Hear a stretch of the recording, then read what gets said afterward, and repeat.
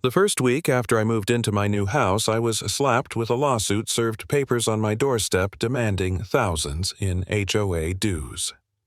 The kicker, my house wasn't even in the HOA, and yet that single lawsuit would snowball into the downfall of the entire homeowners association. The president who came after me thought she was untouchable, but she picked the wrong neighbor to bully. My name's Michael Walker, and this all started with a mailbox.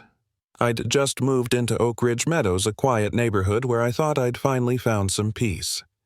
I picked out a heavy black steel mailbox and installed it myself over a weekend. Nothing fancy, just sturdy. The first time I met Teresa Pendle, she was standing on my lawn, arms crossed, clipboard in hand, acting like she was the mayor of the world. She pointed at my mailbox and snapped, "You can't have that.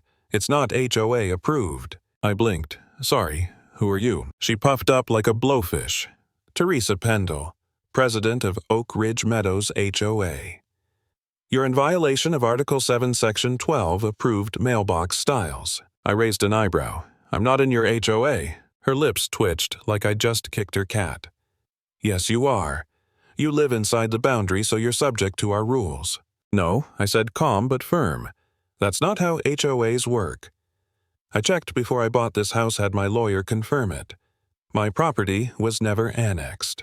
She stormed off, muttering about non-compliance and legal action. I almost laughed. I figured she was just another overzealous clipboard cop. But a week later, a process server knocked on my door.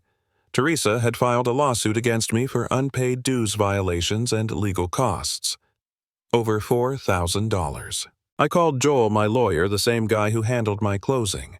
Once he stopped laughing, he said, "She's got nothing. But if she wants to drag you into court, then fine, we'll bring the hammer down." That's when it got real. I spent the next weeks gathering every scrap of paper I could, property records, zoning documents, HOA maps, title histories. I even went down to the county office myself and pulled the original development plat. My lot was clean, never annexed, never subject to HOA authority. But Teresa wasn't done. 2 weeks before the court date, I came home to a bright orange violation notice duct-taped to my garage door. My crime: parking my work truck in my own driveway. Then she printed a full-page newsletter with my name in bold letters accusing me of being a serial violator and a dangerous disruptor. She stuffed it into every neighbor's mailbox. That's when the anger really started boiling. I installed security cameras, one on the garage, one facing the yard. 3 days later, they caught Teresa and her vice president sneaking through my side gate, snapping photos of my backyard. I filed a police report for trespassing. The next time she came to my door, I didn't even open it. I just spoke through the intercom. "See you in court, Teresa." She shouted something about bringing down the hammer of justice. I'll admit there were nights I sat at my kitchen table staring at those papers, wondering if I should just give in. Maybe paying the fines would have been easier. Maybe I was making a mistake, fighting a battle I didn't need. There was this heavy pit in my chest, this voice whispering, "What if she's right? What if you're the crazy one?" But then I'd flip through my documents again, the plat maps, the title chain, the clear evidence that I was in the right, and that stubborn part of me said, "No. If you roll over now, she'll do this to someone else." That was the moment I decided no way I was backing down. The morning of the hearing, I walked into the courthouse carrying a binder so thick it could have been used as a weapon. Joel met me outside the courtroom, flipping through our exhibit list with a grin. "Let's see how far she wants to take this," he muttered. Inside, Teresa was already seated at the petitioner's table, flanked by a man I recognized as Craig, her so-called legal advisor. He looked like he'd printed his credentials off a shady website that also sold herbal supplements. The judge entered and Teresa launched right in. "Your Honor, Mr. Walker has refused to pay HOA dues for 5 months and has willfully violated multiple community standards." The judge flipped through her filing. "And you're asserting that his property is within your association's jurisdiction." "Correct," she said stiffly. "We have maps. The neighborhood design clearly includes his lot." Joel stood. "Your Honor, may I submit evidence to the contrary?" The judge nodded. Joel handed over the zoning records, the development plat, the original HOA charter.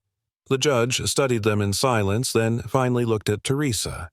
Your association's charter was filed in 2004. Mr. Walker's property was developed and sold in 2006. There is no annexation paperwork, no amendment, no recorded vote.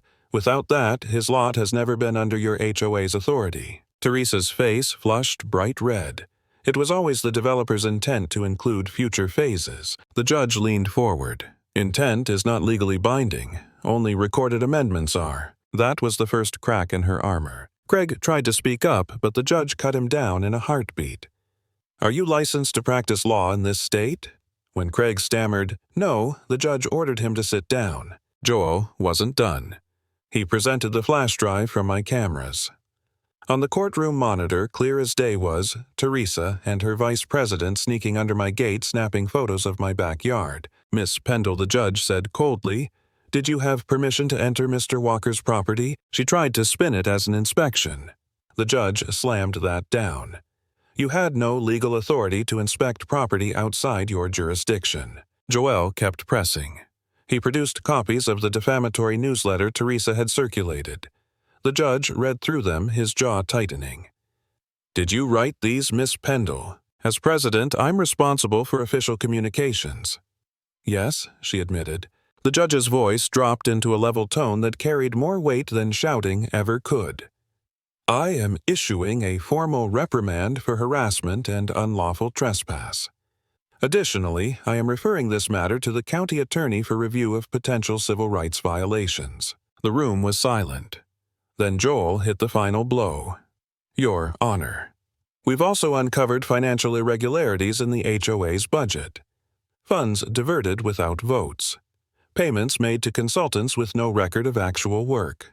A woman in the gallery stood Diane, a former board member. She testified how Teresa bullied dissenters, forged votes, and funneled HOA money to Craig at a suspicious hourly rate. By the time she finished, you could feel the tide in the room had turned.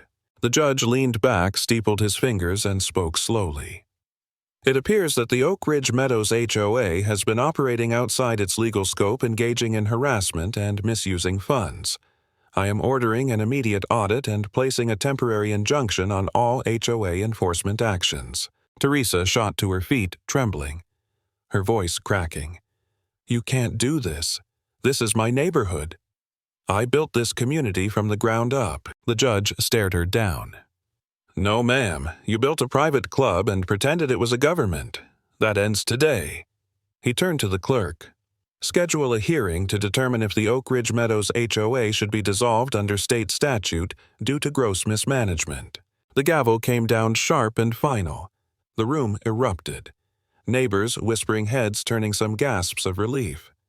Teresa just sat there slack-jawed, realizing the hammer of justice she'd promised me had just come down on her own head. Walking out of that courthouse, I felt lighter than I had in months. My name was cleared.